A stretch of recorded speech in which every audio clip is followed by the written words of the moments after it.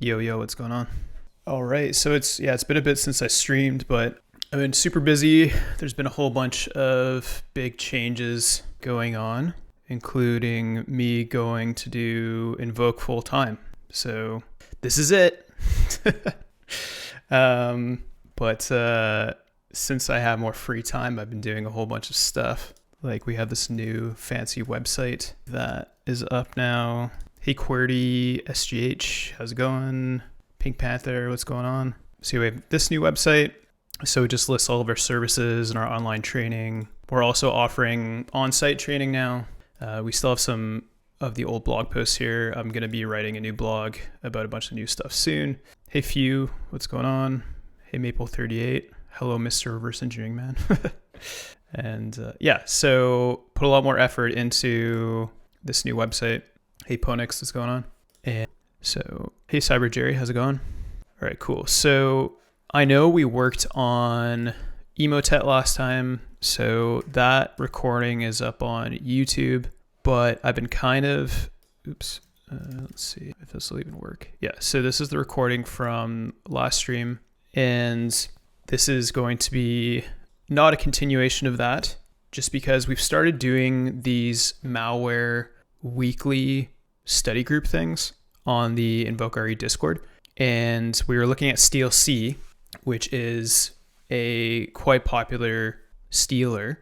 And I thought it would make a good sample for us to look at on stream. So give us all 25% off. If you're a student, you get 20% off. So that's pretty good. And so I will be continuing Emotet later on.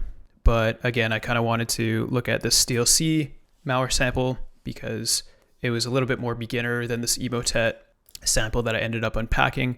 I thought the Emotet sample that I would be unpacking would be beginner friendly because it was one of the older variants, but it still had one of the machine state obfuscation techniques implemented. So I'll definitely do a stream on how to deal with that later, but anyone got the Discord link? It's not closed, but I don't have it completely open just because of bots and stuff, but let me get the link here. So I'll put this in the chat.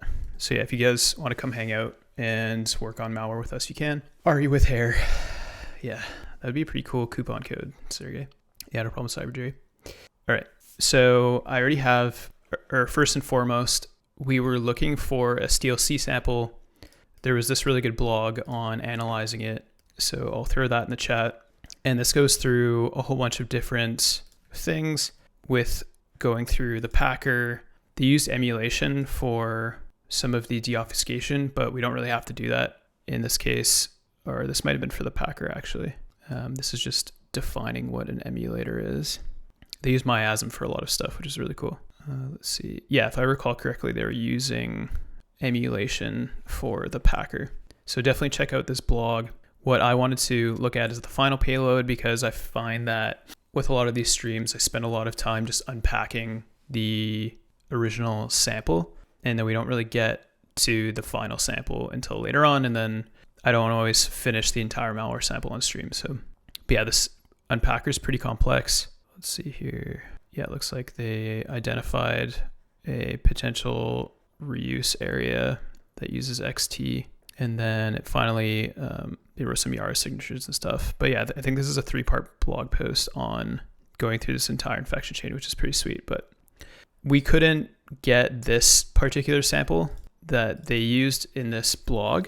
But what I did was I just found a Stealc sample on Malware Bazaar, and then I just submitted it to UnpackMe. So I submitted that sample to UnpackMe. So if I want to search for the original run, or whatever you want to call it, the original unpack, I can do that here. So I just need the SHA-256 of the original sample. I'm just going to grab that. I have it on my VM here, so I'll just get it here. And then if we search for that using their little search interface here, then this is the run that I submitted. So if I view latest analysis, then they already did like a whole bunch of work for us. We have the server C2 and stuff already, but that's no fun, so we're going to do it ourselves. So they classified this as a generic packer info stealer because it's Stealc, and then they had a bunch of Yara matches and stuff, which is pretty cool. And then their ATIP threat intelligence thing. So I'll just link that in the chat to You don't need the SHA-256 prefix. Oh, cool. Okay, that's good to know. So there's the run. And then the 18F sample there is the unpacked one. Okay, so let's look at the Binja instance for this. My Binja database, rather. So there's a whole bunch of different functions that were automatically identified using their built-in signatures. So similar to IDA, they have built-in type signatures for various different types that are built into Binary Ninja. And in this instance, this identified a whole bunch of C++ related functions. So when you are trying to identify whether or not something was actually written in C++, it can be kind of difficult sometimes depending on the sample. In this instance, it was a little bit easier because, okay, we have actual type information that is embedded in the binary that we were able to identify automatically using embedded type information, and then this supports our theory based on the identified types that this is indeed written in C++. So identifying it otherwise is kind of a whole other topic of discussion, but okay. So which one is better for you, Binja or IDA? I use both. I've been primarily using Binja for automation because its API is a lot better, in my opinion, than IDA's. But IDA is still better at some other things. Like I think their decompiler is a little bit better, in my opinion. And yeah, it's kind of arguable which is better for me, just because I've been using both I've been using IDA for like almost 10 years and then Binja for a few years now. So I know that was kind of a non-answer, but okay. So let's look at the entry point here. So for those of you who are not familiar with Binary Ninja, it's just under start. And there's probably going to be some C++ boilerplate here potentially, but maybe not. I took a quick peek at this before. I was kind of trying to one-shot this with some automation that I've been writing to analyze this, but that'll be kind of for another stream since we want to go through this from beginning to end. So if we look at the first function that's called here, so again, for those of you who are not familiar, who have used IDA in the past, this is their high-level intermediate language view. So this is their highest level of decompilation. In Binary Ninja, there's like these different intermediate language levels. So I'm going to use the high-level intermediate language and the disassembly view, similar to Ghidra and IDA, etc. You can split the panes to have them side by side and then synchronize them. So then whatever's selected on the left will synchronize with the right. So that's all I've done here. So if we go into this first function from the start, it looks like we have a bunch of functions that are called outright with these obfuscated strings, or what appear to be obfuscated strings. And then there's this global, or a bunch of globals that are passed to this function as well, 4043b0. And then the result of that is stored in another global variable. So I don't know what these strings are yet, but they're probably building some sort of function table here. And if we look at the cross-references here, so if I highlight this global variable and then look on the left-hand side, we can see that if we select some of these, then they are being used elsewhere. So if I, for example, select the second one here, this global is passed in another call, and this other call to 416FB0. And if I click on that, then we can see that there is a few other operations that are being done with it. I thought this would be some dynamic function resolution stuff, but I guess not. Let's figure out what those strings are by decrypting them, and then we'll go from there. So if we want to figure out what these strings are, obviously we have to decrypt them. So if I go into this function call here where these parameters are passed, we have a local allocation that is made for the third argument, which if we go back here, we can see that's an integer. So probably the length of that string. We can confirm that by just literally copying out these bytes, going into the Python console, and then just doing like length of that string. And it's 15, which is, if I was to print that in hex, then we can see it's 0xf. So that is indeed the length of this second parameter here. So let's just call this length, string length. And then we have this XOR operation here. So literally the simplest form of obfuscation that we know of. Obviously it's pretty strong when you have a one-time pad, but in this instance, it's really not hard to deobfuscate this because they're just simply using XOR. So I think there's even built-in transforms in Binja that we can use to do that. So we'll look at that in a second. So if we click on this, what we know now as being a decryption function, actually I'm going to rename that real quick. So I'll just call it MW decrypt string. Then if we look at this, we can see it's used in a whole bunch of different places. So we have a couple of options. We can either write some automation to decrypt those strings ourselves, which I can show you how to do, or we can have, at least in these initial functions, we can have the strings decrypt themselves and then dump them from memory, or we can basically do both those things if we want. So I'll just quickly show you how to do this in Binja because it's pretty straightforward. Damn, it looks messed up. It's not too bad. So say I wanted to look at this. Let's open up my snippets editor here and let's do a new snippet. We'll just call it decrypt Stealc. And then basically what I do, and this is kind of ghetto, but we could probably do this in a better way, is I'll prototype this automation in this REPL, and then I'll like double check what I'm implementing, and then I'll put it into a little script here. So if we do bv dot, or we can do current function, and then I'll give us a function, and then I think we have to do, if I can't remember correctly, get functions containing, no. What version of Ninja? No, I think, well, this is like the commercial version or whatever, but it's, what I'm using is pretty much the exact same as the base binary Ninja version. So bv dot, sorry, I haven't done binge automation for a bit. Yeah, so we want to do, hold on, I'm just going to pull up some of the other automation that I've written because I know I've done this before as a reference. So this is our Invoke RE GitHub repository. We have a bunch of stuff, including a past workshop that I've done at Recon. I'll just link this in the chat in case you guys are interested.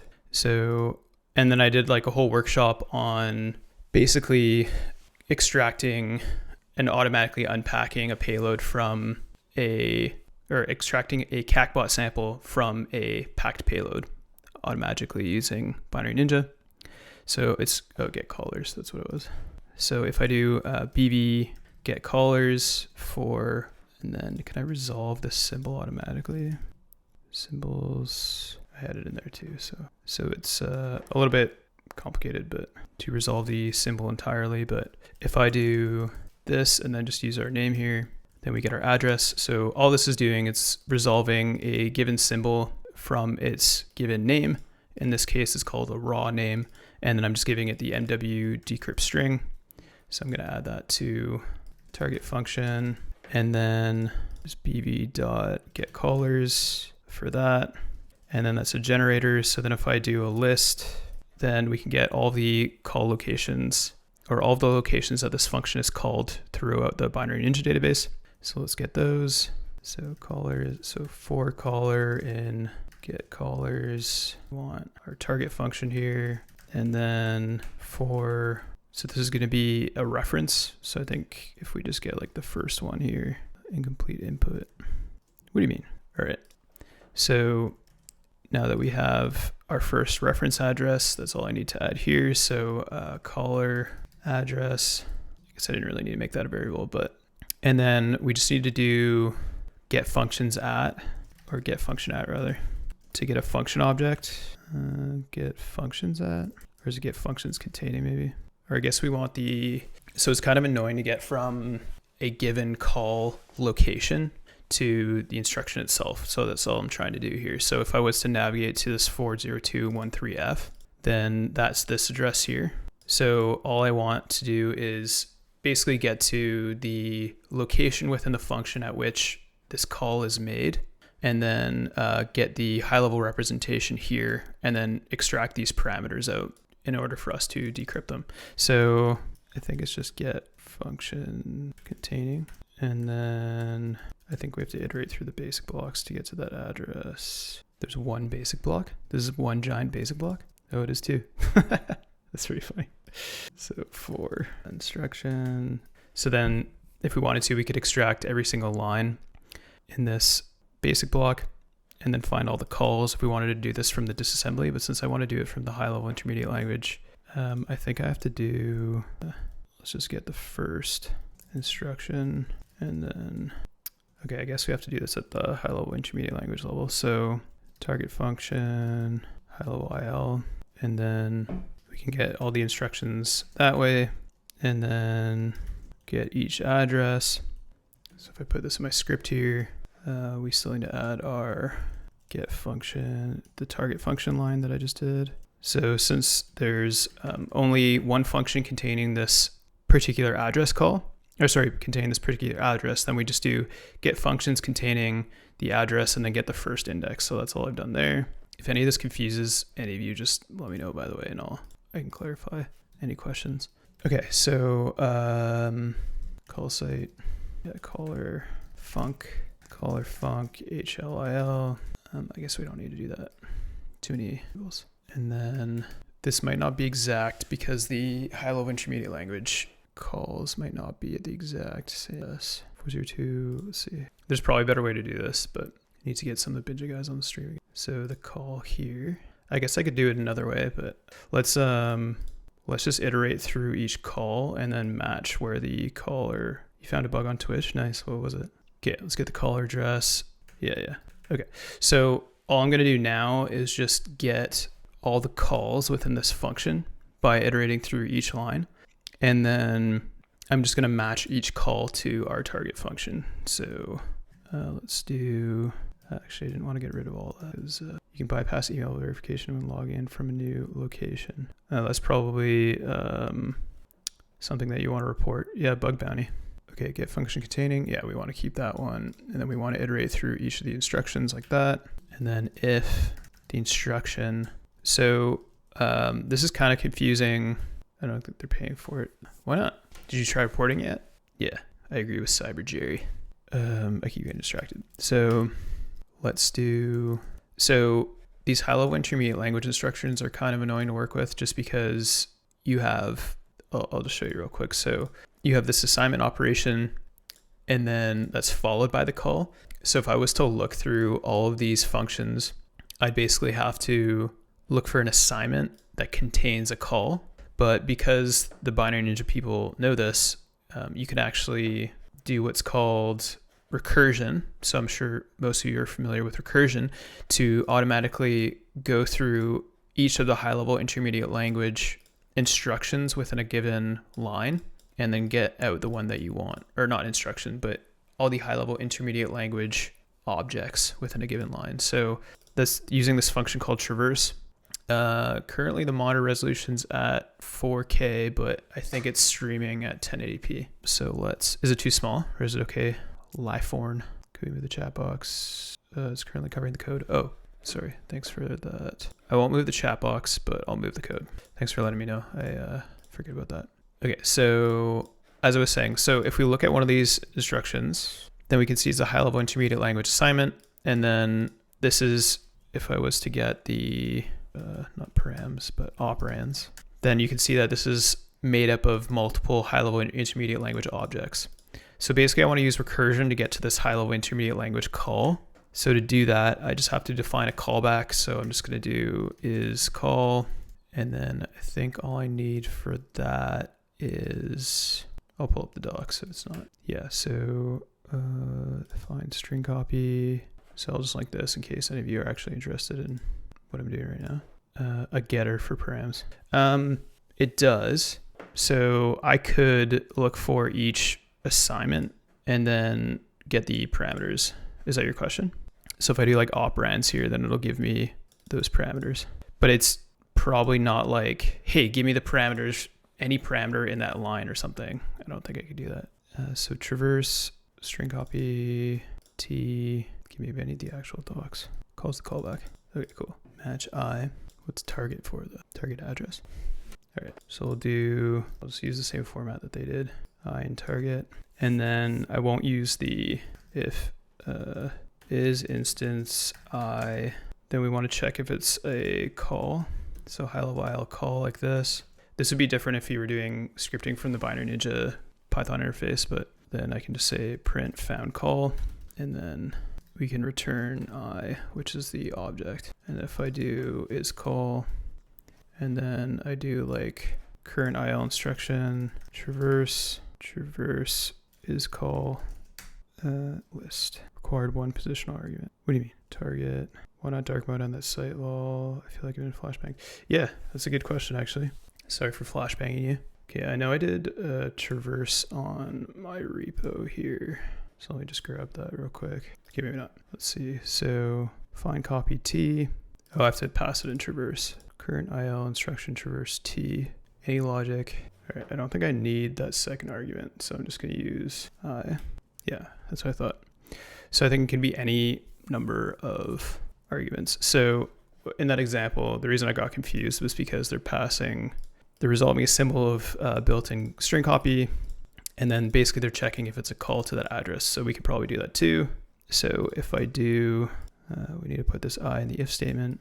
So if it's a call, and then let's just return the call, and then we're gonna have instruction.traverse is call, and then let's get the results of those. Do you want to put all the logic in the callback? Yeah, let's do that. So if it's a call and the high level IL call is to the address, let's say I.address is equal to our target function. It'll be the calling address. Okay, whatever, we don't need this. And let's clear this. Well, I sent the report, see if it gets accepted. Nice, that's a good idea. Okay, for caller and get callers. Okay, then we get every single call in this function, and then, or every single call in every function containing this, rather. Hopefully that makes sense. And then, how do I just join all these lists together? How has your experience being with Binja, Pylib so far? Always offered everything needed, or you've hit a few oddities? There are some oddities, like for example, if I have a call address, like what I'm trying to address right now is kind of weird for me. Like if I have a call site for a given function, I just want the high level intermediate language call from that, but I have to like do all this stuff to like get from like that address all the way back up to the high level intermediate language. So there's stuff like that, but like this whole process compared to IDA when working with IDA's Hexraise API is just like way and above the experience I've had with, sorry, it's way worse than the experience I've had with Binary Ninja. There's a few streams where I've done some IDA Hexraise stuff with their Python interface, and it's like brutal. It's just really tough. So if I have two lists, I don't even remember how to do this in Python. B, is it literally just A plus B? I can't remember. Yeah, cool. Okay, so we'll just say call locations, and then I'm just gonna add this to our call locations like that. And then if I print all these out, then we're gonna have all of our calls, which is really slow apparently. It's probably because the arrays. You can also do append. Is like, so I'm just gonna type it in the chat because this is currently frozen. But if it's like A, if I have like A, and then can I do like B append B? Okay. So I'm gonna do the append that you mentioned. Like I could just, instead of doing this stuff, I can just do, because it's a generator, I can just do for location in like that, and then append instead of doing this craziness that I was doing. Okay, and then so if I print out the first one, for example, instead of doing what I just did again, because it'll be annoying. Now all we need to do is access these parameters. Save, yeah, good idea. And then so if I want to, let's just test this with the first one. So a.params. Okay, so say we want to prototype this, then I can do current IL instruction and then operands and get the call here. So this is basically what our script is getting automatically. And then operands. So we want the operands one. So we want this pointer, or I guess that's going to be the destination, or no, that's going to be the encrypted data. No, what is this again? Yeah, this is going to be the key. This is going to be our encrypted data, and then the result is stored in the global. So I started looking at reversing after dumping a firmware for my routers. Is so far this algae being easy to follow. Cool. Algae, I'm assuming you mean algorithm. Okay, first params 1, that'll be the call, right? And then I think we're going to have to check the address up here, by the way. Params 1 is the key, and then this will be the key, or both the ciphertext and key length, and then this will be the pointer where the ciphertext is stored that we're going to need to retrieve. CT pointer 0, and then I don't like that this is kind of messy, so I'm just going to put this in a function, return, and then I'm going to get the list from that, and then it should all just work. And then, okay, so now that we have that, a little bit tidier, then I'm just going to get I just started a tool. Let's go. Yeah, you like that? Or is this is actually Pussifer, I think. Let me check. Yeah, it's Pussifer. I saw a tool live on their last tour. I can't remember when that was, like last spring or something. But yeah, it was dope. I got floor seats too. I splurged for floor seats. It was extremely loud, but it was really good. I brought earplugs. So Maynard James. Yeah, he has wine. It's pretty good too. I got some of his wine from Arizona. I think that's where he makes wine. I've been like a massive Tool fan for basically my whole life since I started playing guitar. So okay, so we're gonna do bb.read at the pointer location. So ct pointer dot, I think it's just like dot address or something, but let me double check. Dot constant maybe. Yeah, so that worked. So it's just constant, and then we want for the length of ct length dot const high level il const. That's from the what? It's literally called high level il const, and it doesn't have, oh, it's constant, not const. Okay, so that's the ciphertext, and then we just need a little. I kind of want you to use their built-in stuff. So build, if I can remember, I think it's just transforms. That was just transform. So Binja just has like these cool helper functions. So is it XOR all caps? And then I just can't remember the, hey Booch, how's it going? Okay, XOR, and then, so yeah, it's just like that format, right? So let's put that here. Catching up on these streams. Yeah, that sounds great. Oh yeah, by the way, for those of you who do not know, the streams are posted on our YouTube channel, which you should go and subscribe to here. So this stream will be posted on there too. So we want the bb.read of this, and then ct, and then the key, I think we just need to get that. Opera. We want the second one, or I think just tokens works, right? Tokens 1. Yeah. So I just did all that fast, but basically all I'm getting is the token representation of this string, so I don't have to like do all the memory read and stuff that I just had to do with the other stuff. It's a little bit faster. Okay, so then the key is going to be the key.tokens1, and we want that in bytes. And then this is going to be our key, and then let's print that out. Cannot, I think it's just text, right? Bytes, and then we need the encoding. We can just use ASCII. Okay, insert key here. So this is the first decrypted string in this function. Imagine using C for this. Yeah, it would take a really long time. Like I think the hexarrays API is pretty good when you're using C++. Do these scripts require Binja to be actively running with the right sample loaded?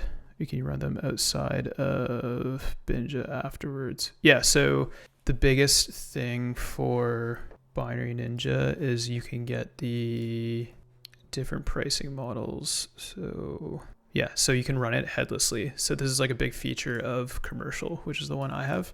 So if you have the commercial version, then you can just basically like load a binary externally. You can just process binaries on the fly. Like in this example, they have just like a for loop with open view and then that. So it's really good. I just trying to catch up where they added a IDA-Python library in their most recent release.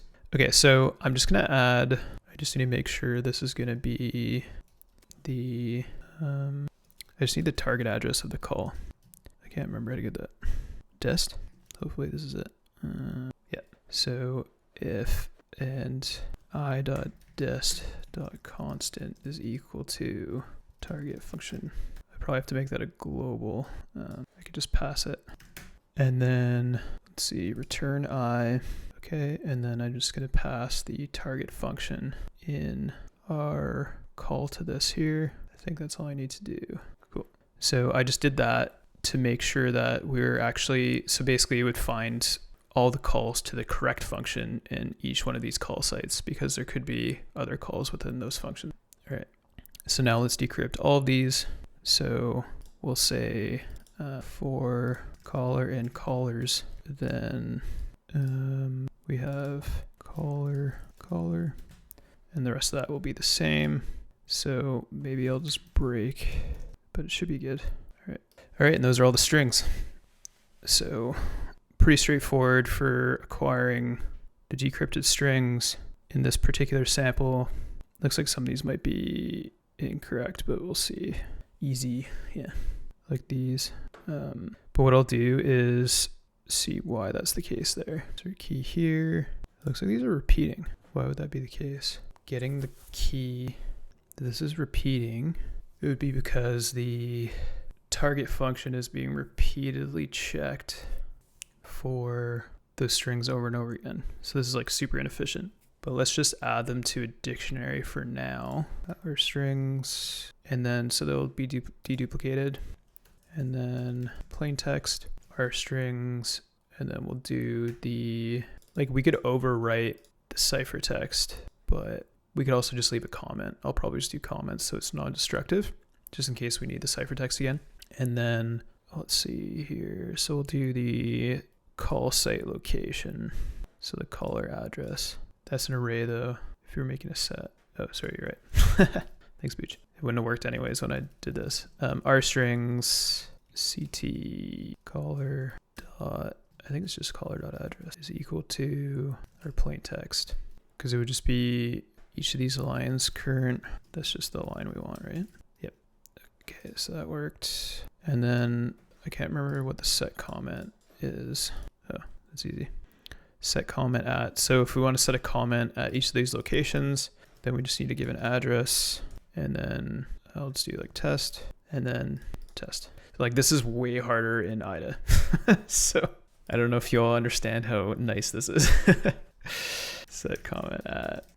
Yeah, we want to iterate over each of our dictionary items. So let's do for our strings, and then items, address, string, items, and then we'll do set comment at address, and then so hopefully this just works. Are these BE? Okay, so now that we have those strings, I actually want to print them out so then I can like check out where these are being used. So what I kind of wanted to do is put these into an index, if I can use the Sidekick indexes, do all that stuff, because I'm not super familiar with the API. But let's see if I can figure that out real quick. This is the one script that I have that doesn't have an index. I'm assuming I can just do this even though this isn't in the console. This index, and then let's do add index entry. Also, I think if you use, it ends up making an empty dictionary rather than a set. So Booch, I want to have the address as the key, and then the value being the decrypted string. So actually I do want a dictionary.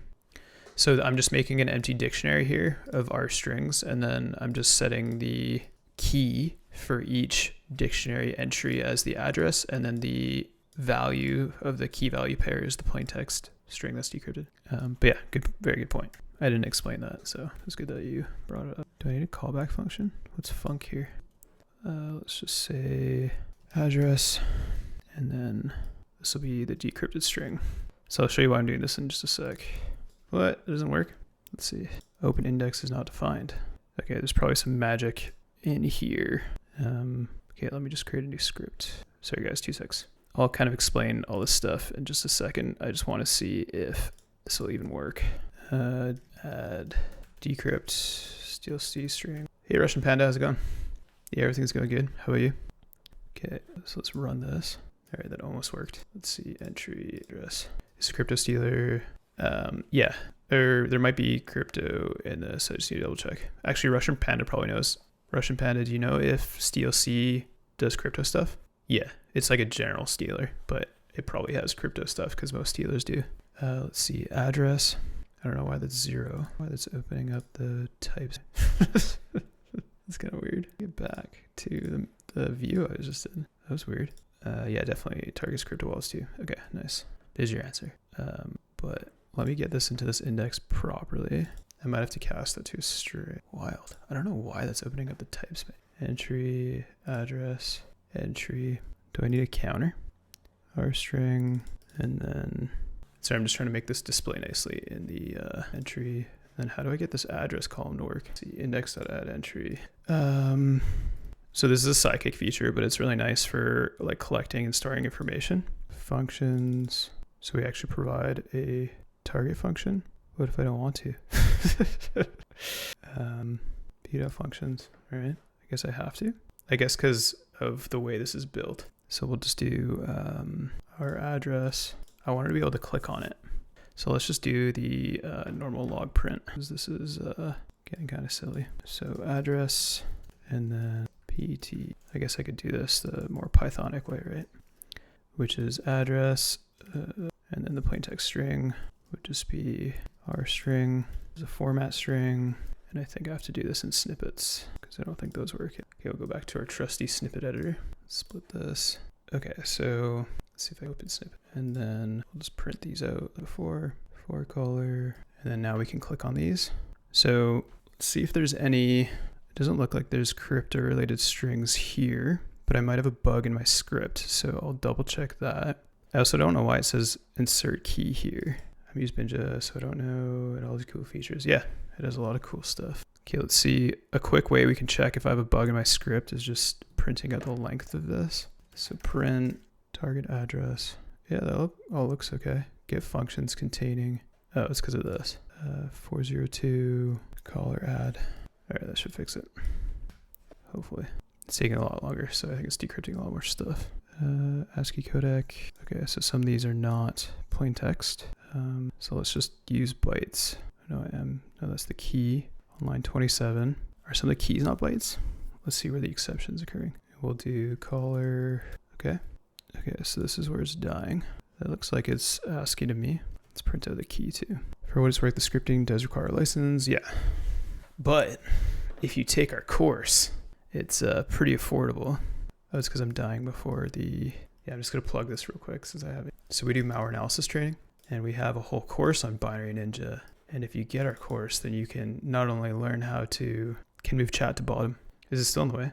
But yeah, if you take our course, then not only can you learn how to use Binary Ninja like I'm doing right now, but you can also get a license with it that has scripting. Yeah, the scripting isn't in the free version, unfortunately. But also, if you're a student, I don't know where the pricing page is, but the student pricing is really good too. Purchase, non-commercial. Yeah, so even for personal use, it's like $300, but if you're a student, it's $75. Wait, so you're telling me if I buy a course, I get a license for free? Yeah, exactly. Some functions and code are hard to read sometimes. Oh, cool. Okay. Oh, right. It was because I reopened Binja, so now it's all pushed to the side again. Is that better, Leafhorn? It's 74, I guess. Oh, yeah. So I was printing this out after the decode, which doesn't help. So we might need to get the key bytes. That will work. I can see if I can move the chat to the bottom, but... Oh, it's because there's ... So this is a long key. Okay, so I do need to get those key bytes. So let's go to that location. And then operands, 2, and then 1, and then constant. Yeah, exactly. Cyber Jerry. The current IL instruction gives me whatever's selected with the cursor or highlighted in the view. Yeah, it's pretty sweet. Okay, this is where it's dying. So let's get the constant. So key, we can't do this anymore. We tried to cheat, but it didn't work. Key bb.read constant. And then we want the CT length, which was, where are we getting that? Decode CT lang.constant. Okay, now we don't have to turn that into bytes because we're doing bb.read at the key's location rather than using the token. And then, so that should hopefully work. Have you used Sidekick? Yes, I have. Raid. Hey, Fixit42. What's going on? We're decrypting some malware right now. Thank you so much for the raid. I really appreciate it. What were you up to today? Fixit42. All right, now let's see if there's some cool stuff in these strings. So we were talking about crypto, yeah? So there's Discord tokens, SQLite. So they're probably using an embedded SQLite DLL to read SQLite databases. That's what usually things do. I installed Proxmox for a lab environment. Nice. How'd it go? Did you succeed? So it looks like they're getting Steam accounts, Outlook accounts, Office profiles. So probably email related, Telegram. Let's see what else. Looks like they're enumerating all of the installed apps. So yeah, just to get everybody caught up. So everybody rated. Basically, I reverse engineer malware on these streams.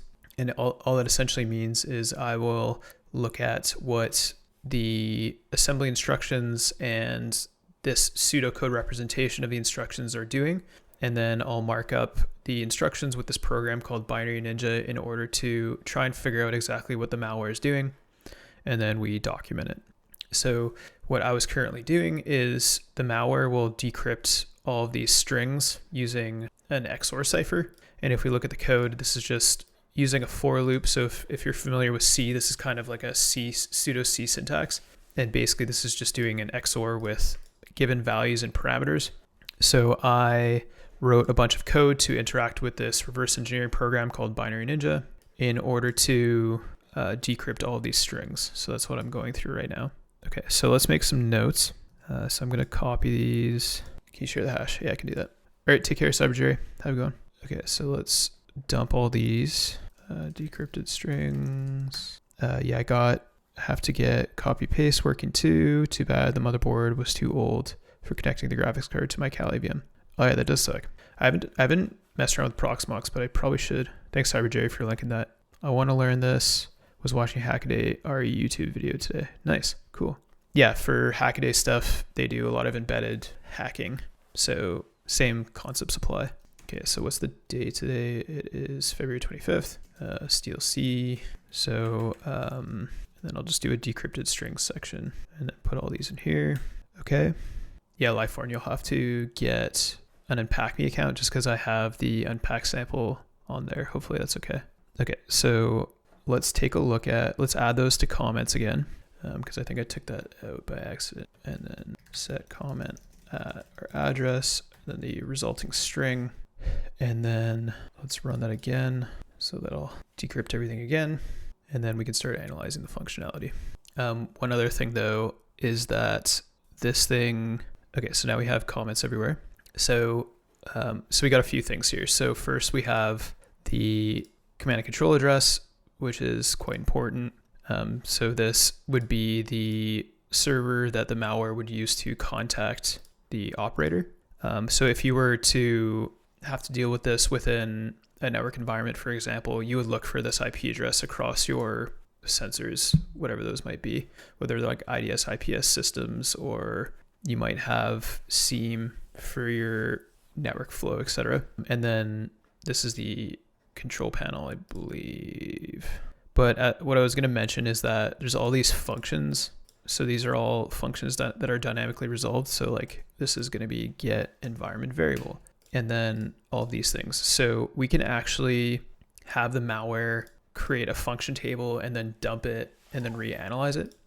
So I might try that just to show you how that works. So it all depends on if this unpack sample is runnable. So let's see if it is. So I'm just going to open detect easy, and then let's check that sample. So this is a GUI application, so we should be able to run this if it is indeed runnable. It all depends on Unpack Me having unpacked it in a runnable state, which it might not have. Stuff here. I can see Twitch. Do you save the VODs? Yes, I do. Fix42. They're on YouTube. Yeah, I'll link that again just because I can get to it quickly here. So here's the YouTube. Oh, sweet. Thanks, Lifeform. Appreciate it. So let's see if we can run this portable executable.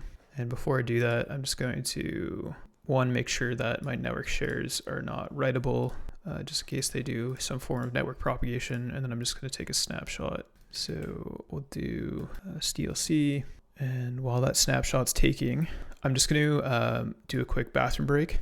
And before I do that, I'm just going to run a quick ad for our malware analysis training. So I'll do that and then I'll be right back. Hey everyone, my name is Joshua Reynolds and welcome to the Invoke RE Introduction to Malware Binary Triage course. Throughout this course, you will learn to triage and reverse engineer malware binaries using a number of proven techniques. These include static analysis, which is the concept of analyzing malware at rest, and dynamic analysis, which is the concept of analyzing malware as it executes.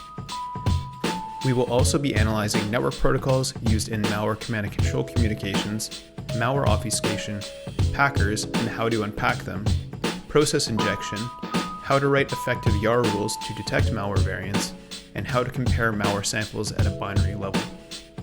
This course consists of 11 modules, each containing lectures and practical labs to apply knowledge that you have gained as you complete the course. We provide both video and written materials, so no matter what your learning style is, you can complete the course successfully. Thank you for checking out the course, and we look forward to teaching you.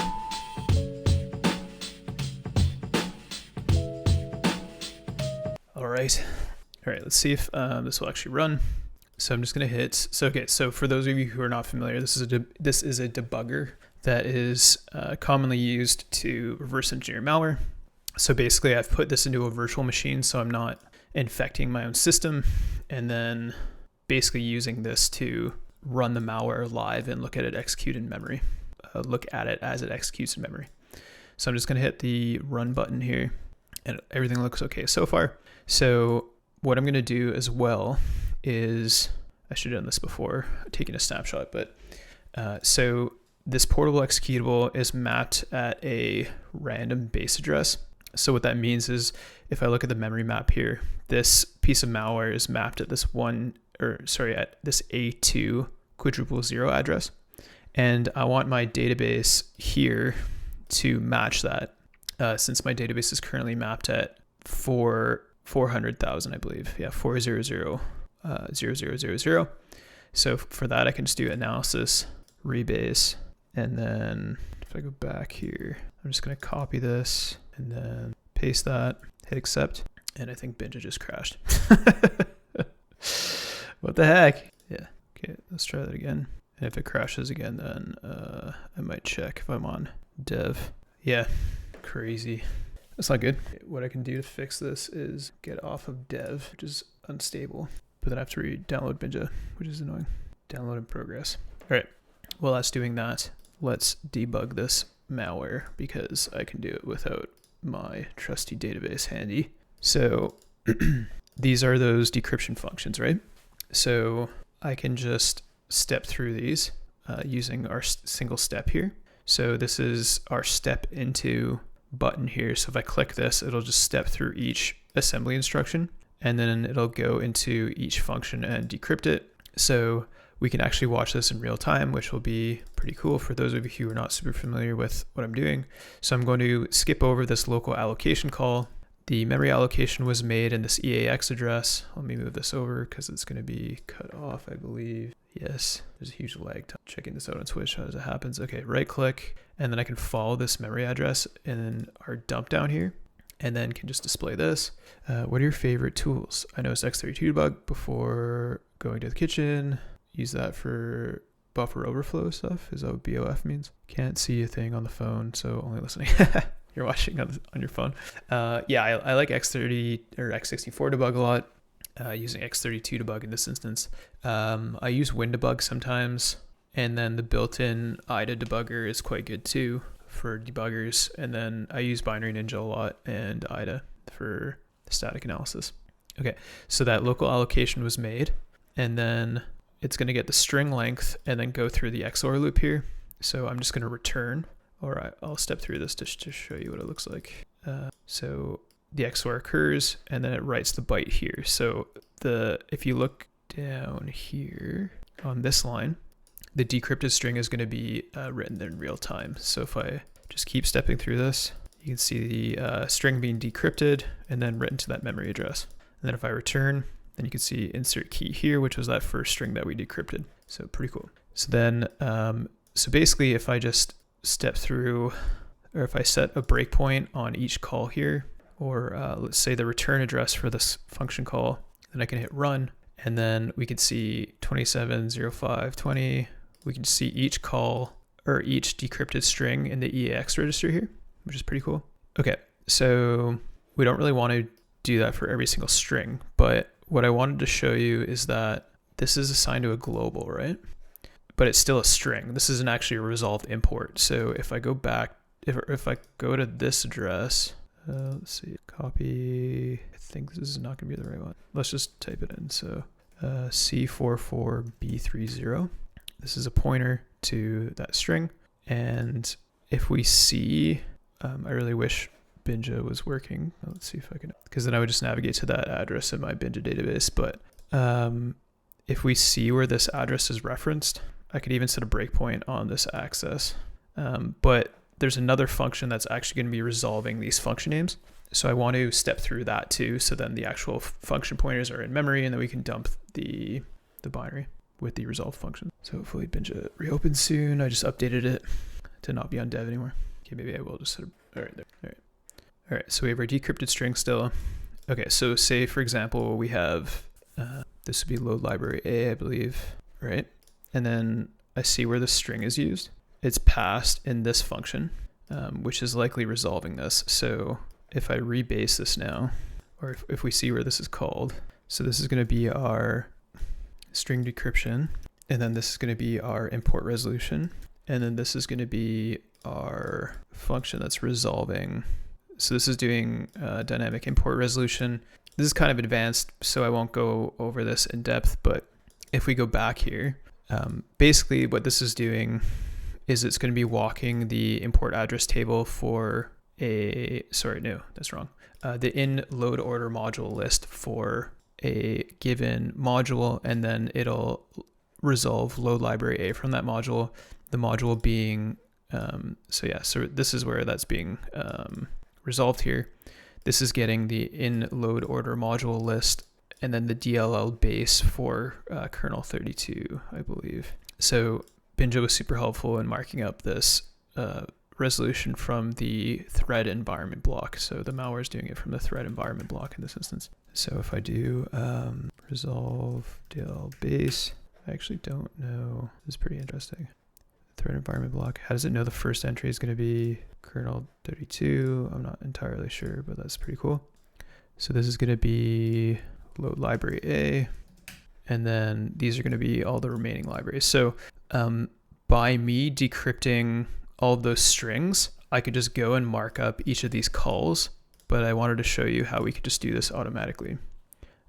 How to create struct in Binja. So let me find an example. So ND query information process. This would be producing a struct. So let me check that.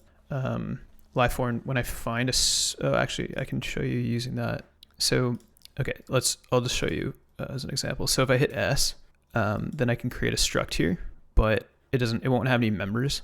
But for arg1, if I hit S again, then this will automatically create a field there. So it's pretty easy to make them, make it relative to this argument. This is a stupid example because it's this is a part of the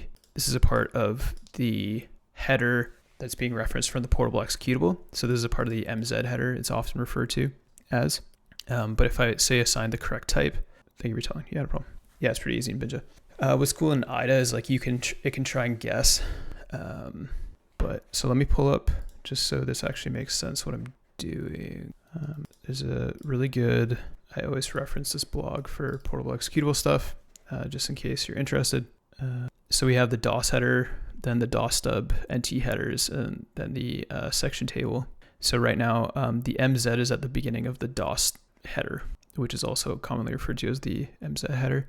So if we look at what that looks like, we have the image DOS header, which is what this is referring to. So if I go back to Binja and then I just set this to image DOS header, then the member is the magic, which basically is just looking for the magic to be MZ, which is the magic for the MZ header, unsurprisingly, which is like another example shown here, 5A4D. And then they're getting the ELFA new pointer, which points to, it's not this detailed, but still. Do you know Korkami? Yes, I do, actually. Yeah.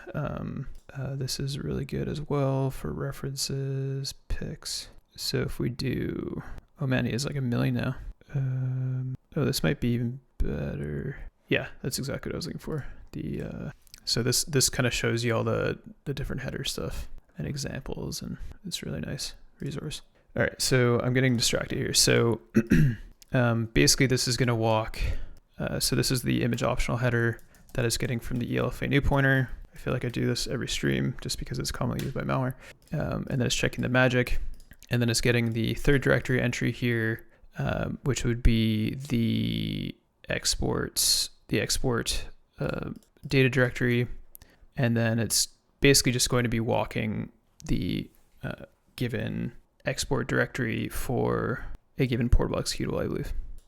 But before I get too fixated on these offsets like I usually do, I don't want to waste too much time on that just because I want to make more progress with this. But we do MW resolve function, dynamic, and then we have our kernel 32 here, I believe. And then these are each going to be individual functions. So if I rebase this again, let's see here, hopefully it doesn't crash. I don't think it will. Okay, and then now we can break on this resolution function. So that's why we want these addresses to match, is so I can go into my debugger now, jump to that address, and then I can set a breakpoint on this function here. So I'm gonna go here, and then we can see kernel 32 is resolved there, so that was correct. So typically in reverse engineering, you want to be able to, one, statically analyze malware for functionality, but then you want to be able to confirm your analysis assumptions from static analysis with dynamic analysis if you need to. So that's kind of what we're doing here. Okay, so get proc address, and then we're just gonna have get proc address, see how the pointer was resolved, and then now it's being shown in x32 debug. That's like really nice functionality. So all I'm gonna do is let this run till the end, I believe. There might be more, and this won't be load library. This will be get proc address, right? Yeah. And then these will be the function names. So I'm just going to let this function run till the end, I believe. And there's a whole bunch of these functions that are doing this. So I might need to let it run in multiple functions. It's probably doing it for each DLL. Looks like there's only one other one. So let's let it run till the end of this. So I'm just going to hit this execute till return. And then we have our next function here, which is probably going to be this one. That's doing function resolution. If we go back here, then we have looks like some copy stuff. A struct is being created here. This might be all C++ related. Okay, I just know get proc address is being called by that other function. So let's see where that's called from. So MW import resolution. Then this is the function here. Okay. So let's let that one run too. And then, oh, it exited. Maybe it has some anti-analysis stuff that I wasn't aware of. This might get more fun if we have to deal with anti-analysis. 336FE. All right, it's gonna be at a different address now. Oh no, it won't be. That's the same address. A336. Okay, so that's called. Okay, let's let that execute. Okay, so that was getting the machine name, and then 3371F.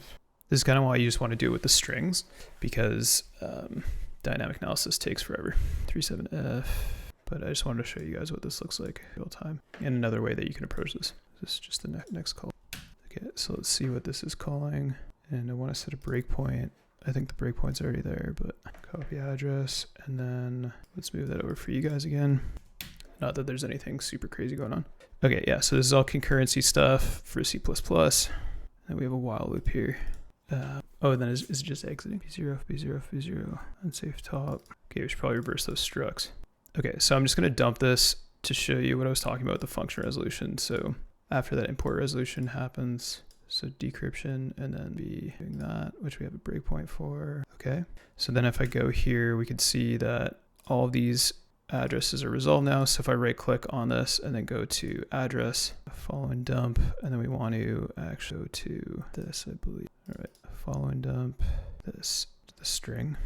I think I'm following the pointer too far. So here we can see this is an actual import table that's been constructed, or function table rather, import function table. But the pointers are kind of all over the place. So we just want to dump this whole thing in order to have these pointers resolved. And let's see, down here, I can just dump this using Scylla. Sorry, these arrows are finicky. So there's this program called Scylla, which will allow me to dump this executing malware from memory. So I'm just going to do that. And then I want the address of entry to be the same. So I'm going to go back to start. Let's go back to our debugger window. And then I just want this to be the same. So I'm going to copy start function here, make sure that's the same. It was. And then I'm going to do an IT auto search. Let's see if it actually finds the new function. I think it did. So these are all those functions that I was just trying to resolve automatically. I know this is kind of tiny for you guys, but okay, I think we're good. And then let's dump. I'm just going to get rid of these invalid ones. Okay. And then I'm going to do dump. And then I think it's just fix dump to apply the function table. Okay. And then if I open this with IDA, it should be valid. Hey, how you doing all right? All right, so this should be a different number of import functions. So like get ACP, what was that? Oh yeah, it is. Okay, I might need to point it to the correct. Okay, let me restart this. This is a very ghetto way of doing this, so the strings way is a lot cleaner. Okay, now let me try Sila again. Let's see if Sila can find this. Okay, all right, I tried. But yeah, it looks like the Sila algorithm can't automatically find this import table, which is fine, I think, because it's non-contiguous. So, okay, so I got to leave pretty quick here, but what I will do for next stream is I'll have all of those imports marked up properly, since we can't do this automatically through dumping. So I'll have all of these strings marked up for you guys, and then we can analyze the remainder of the Stealc functionality, which I think there's quite a bit. But basically I want to map all those imports, see where they're used, and then see where those strings are used as well. So yeah, we got pretty far in 2.5 hours. Again, we were able to decrypt all the strings in the binary. I wanted to be able to just dump the mapped imports without having to apply each string to each location, but it seems as though our automagic tools can't do that. So what we'll do instead is just see if we can map each of those strings for next stream.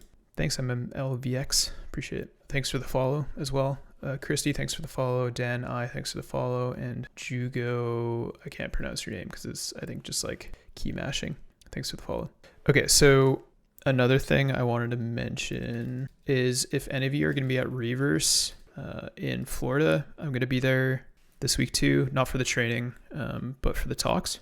So if you haven't heard of this conference too, definitely check it out. It's put on by the Vector 35 guys who make Binary Ninja, so it's pretty cool. So I'm just going to play the training ad one more time, and I'm going to upload all of these notes, so all these decrypted strings, to our GitHub. Let's see here.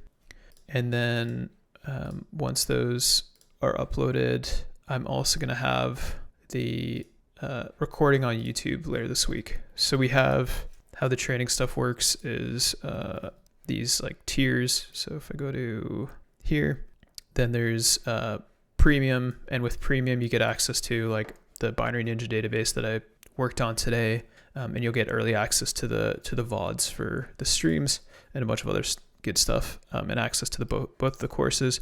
But yeah, if you're interested in training, I'll throw this in the chat too.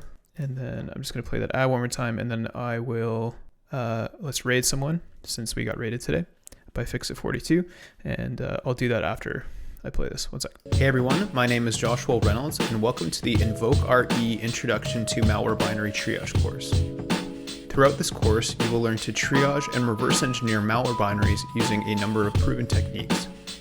These include static analysis, which is the concept of analyzing malware at rest, and dynamic analysis, which is the concept of analyzing malware as it executes.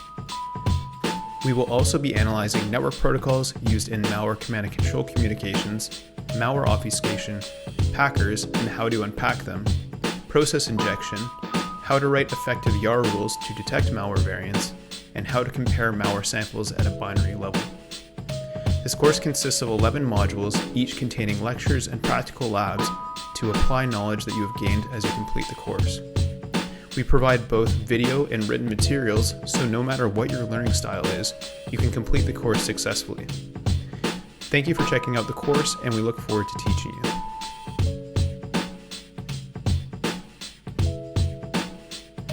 There, I don't know if he's going to respond, but all right, have a good night, everybody. I'm going to kill the stream, so take care.